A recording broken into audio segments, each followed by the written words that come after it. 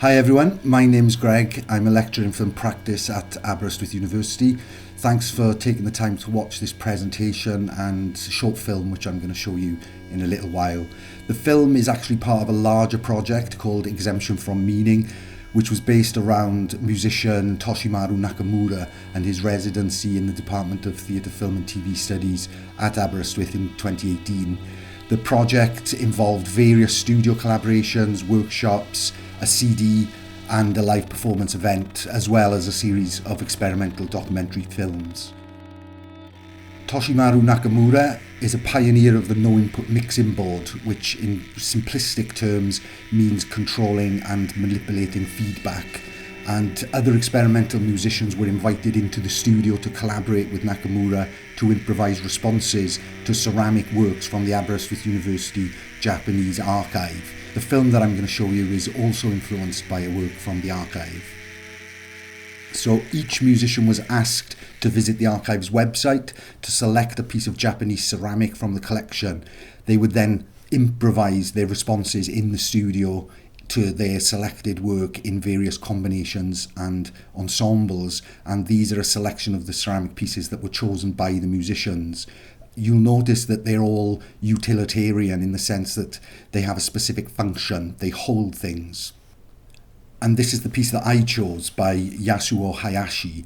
And the first thing that struck me, I think, although it wasn't part of my reason for choosing it, I quickly noticed that it didn't seem to have a purpose like the other pieces.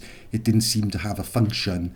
The other thing that struck me quite early on was the idea that the work was happening all at once. It existed all at once. And although I didn't really know what that meant at the time, it's a thought that stayed with me throughout the project.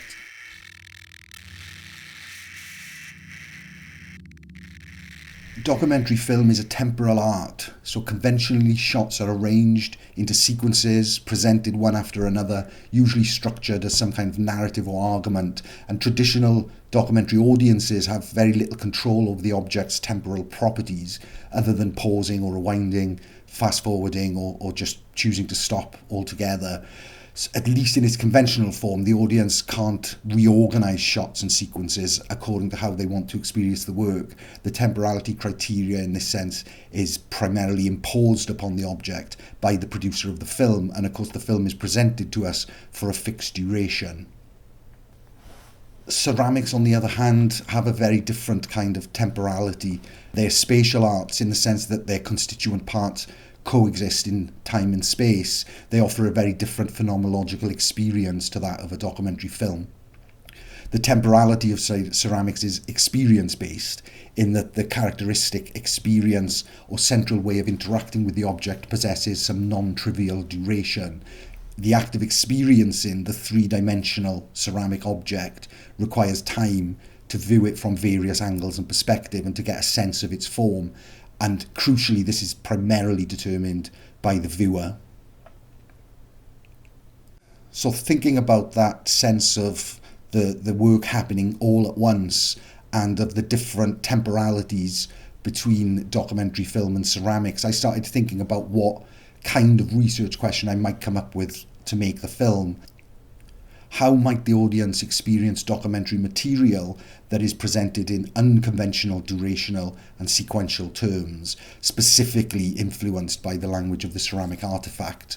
Or another way of thinking of it is, how might documentary material be influenced and shaped by ceramics to produce an alternative phenomenological experience for the audience?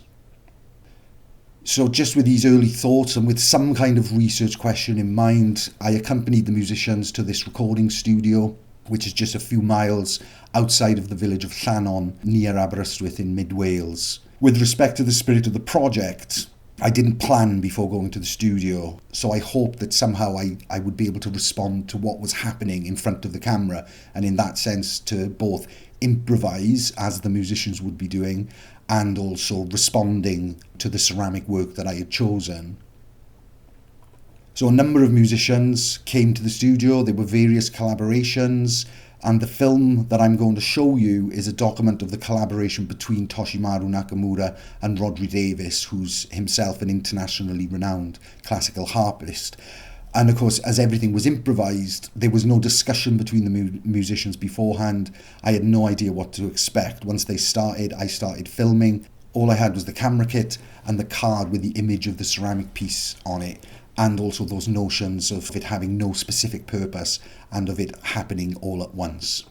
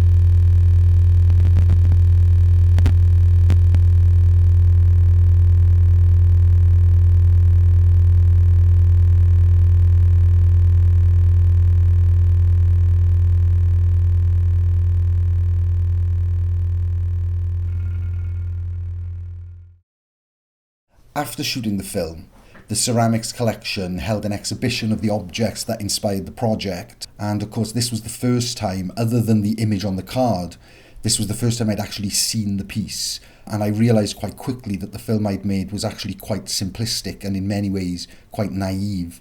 And Brennan says that the three-dimensional entities are where the perspectival illusions are described around the three dimensions, so that there's no one plane on which everything can be read, no right position to view them from. The other life, of course, is the two-dimensional photographic reproduction, and of course my film is a response to that second life rather than to the first. So the static frontal image of Hayashi's work used in the film immediately frustrates that experience-based temporality of the ceramic object. The film is a response to its two-dimensional form and to the 6 panels that are visible from the frontal perspective. This eliminates those illusionary qualities as the audiovisual material is presented flat across the box, which condenses the perspective of the panels, which are in reality at varying angles. The film as well is also still subject to the limitations of its own temporal form, in the sense that it has duration. It's 5 minutes, 12 seconds in length.